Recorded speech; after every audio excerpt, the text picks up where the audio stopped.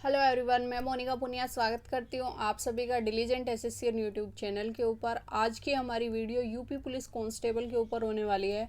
इसके री एग्ज़ाम की डेट आ गई है जो काफ़ी टाइम से आप लोग वेट कर रहे थे। मैंने डेट के लिए तो अपडेट कर दिया था आपको, लेकिन एक छोटा सा स्टडी प्लान टाइप से मैं आपको बताना चाहूँगी कि इन लास्ट के दिनों में कौन कौन सी चीज़ें ऐसी हैं जो आपको करनी है और किन चीज़ों के ऊपर मेजरली आपको फोकस करना है।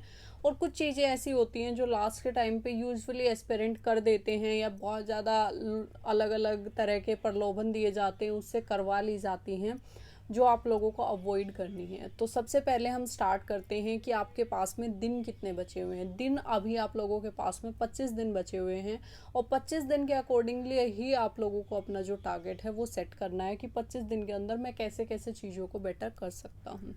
इन 25 दिनों के अंदर आपका जो टारगेट रहेगा वो कुछ भी नया नहीं पढ़ना है। आपको जो कुछ पढ़ना है वो आपने ऑलरेडी जो पढ़ा हुआ है उसकी रिवीजन करनी है और आप लोगों को मॉक टेस्ट लगाने हैं। बेसिकली ये 25 दिन का जो टारगेट है ये एक रिवीजन प्लान है। रिवीजन के अंदर हम देखेंगे कि कौन सा एरिया हमारा वीक है और उसी एरिया को टारगेट करते हुए हम आगे अपना जो प्रोसीड है वो करेंगे।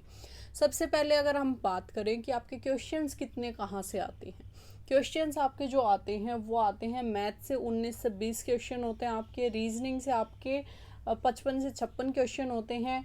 अगर जीएस की बात करें तो आपके 37 से 38 क्वेश्चन होते हैं और हिंदी में भी 37 से 38 क्वेश्चन होते हैं। टोटल आपके ये क्वेश्चंस पूछे जाते हैं अलग अलग जो भी सब्जेक्ट्स हैं उनसे। तो इनके अकॉर्डिंगली ही आपको जो अपना प्लान है वो सेट करना होगा।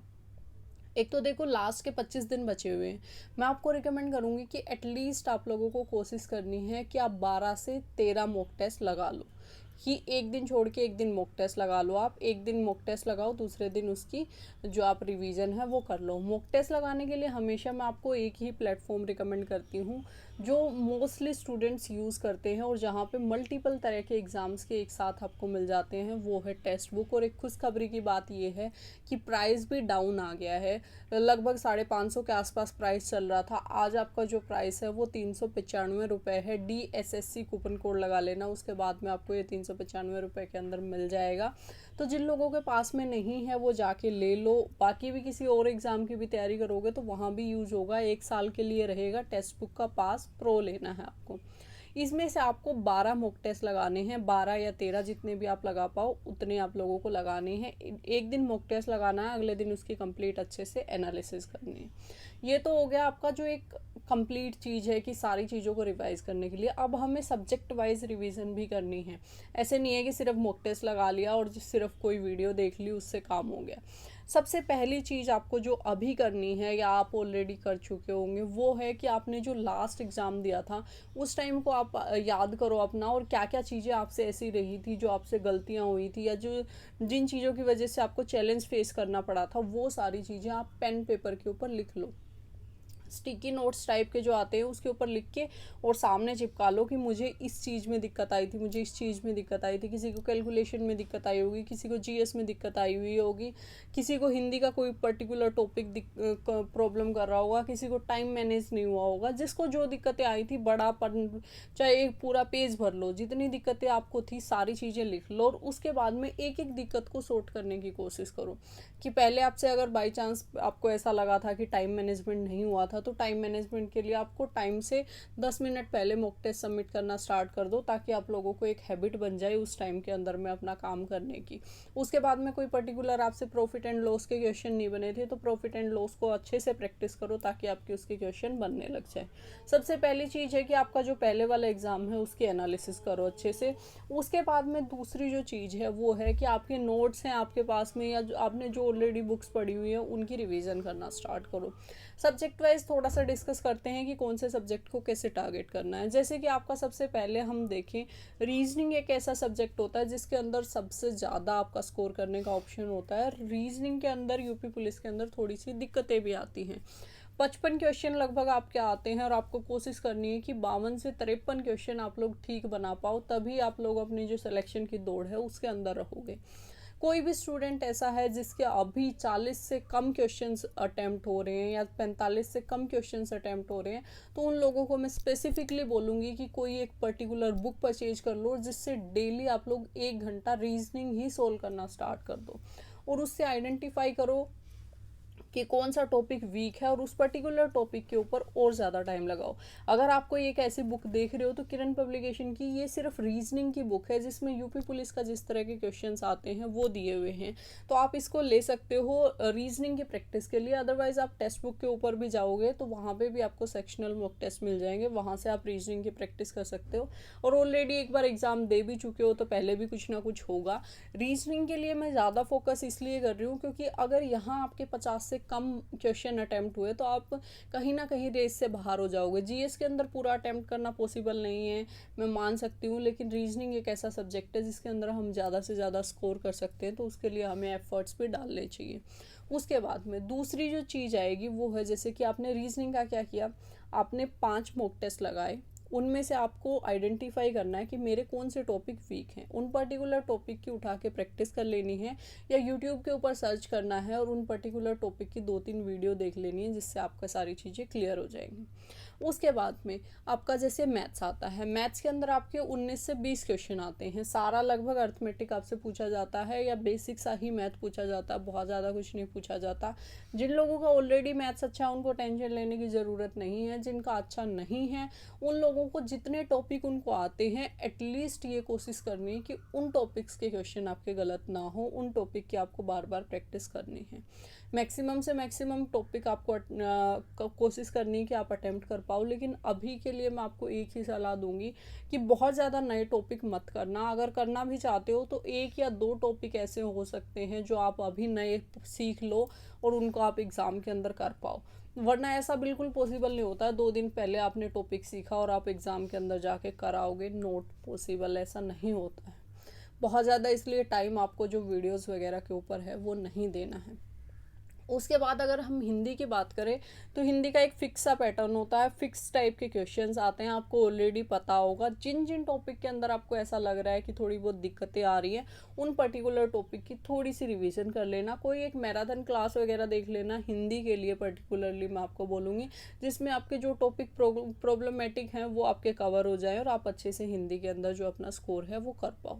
अब हम बात करते हैं last and final GS. GS के अंदर क्या होता है, जीएस के अंदर आपके लगभग जो क्वेश्चन पूछे जाते हैं वो मैंने जो पहले वाला एग्जाम हुआ था उससे आइडेंटिफाई किए हैं। हिस्ट्री के 2 से 3 क्वेश्चन आपसे पूछे गए थे, पॉलिटी के 4 से 5 क्वेश्चन पूछे गए थे, ज्योग्राफी के 5 से 6 क्वेश्चन पूछे गए थे और इकोनॉमिक्स के 3 से 4 क्वेश्चन आपसे पूछे गए थे। तो अगर ये 4 सब्जेक्ट भी अगर हम देखें तो अच्छे खासे क्वेश्चन इनसे पूछे गए हैं। साइंस के क्वेश्चन बहुत कम पूछे गए थे, तो अभी भी वैसा ही होगा कि बहुत कम पूछे जाएंगे, तो साइंस को आप अवॉइड करके भी चल सकते हो।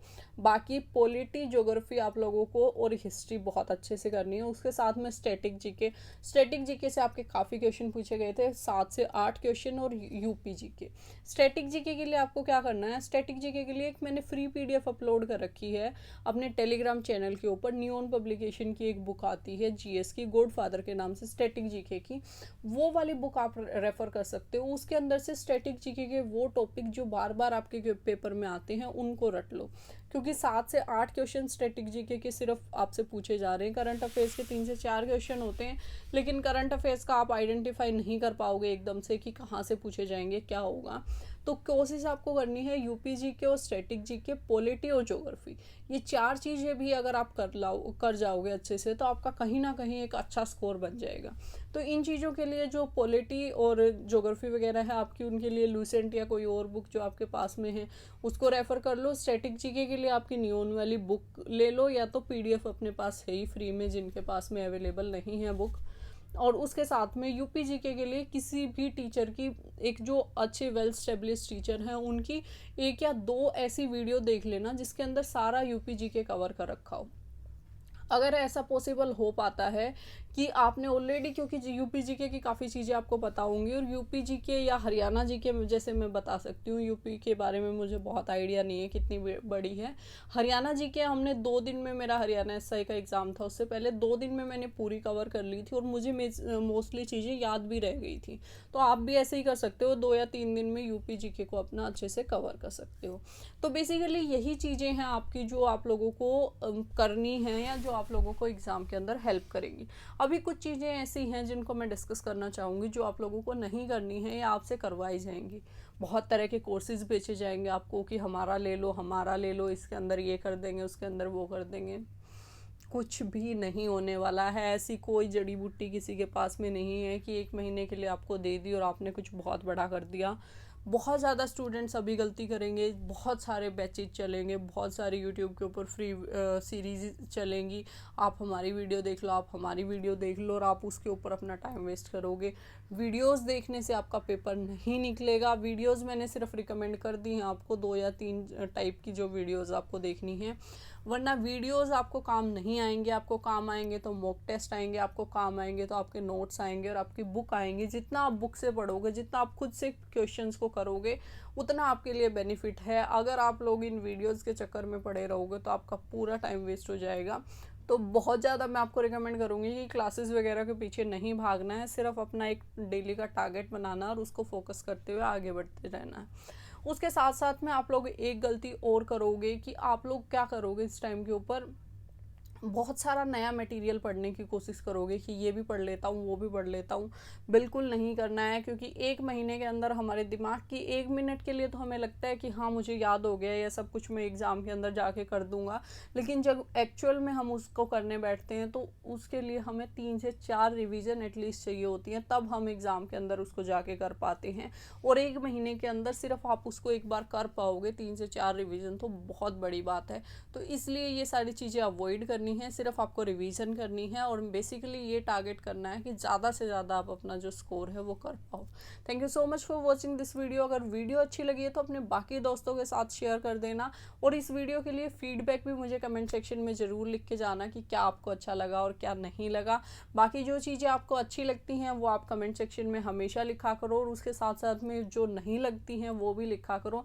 मैं आपके कमेंट्स पढ़ के ही जज कर पाती हूँ कि कैसा मैं कर रही हूँ, कैसा आपको समझ में आ रहा है और कैसी चीज़ें हो रही हैं। Thank you so much for watching this video. जय हिंद, जय भारत।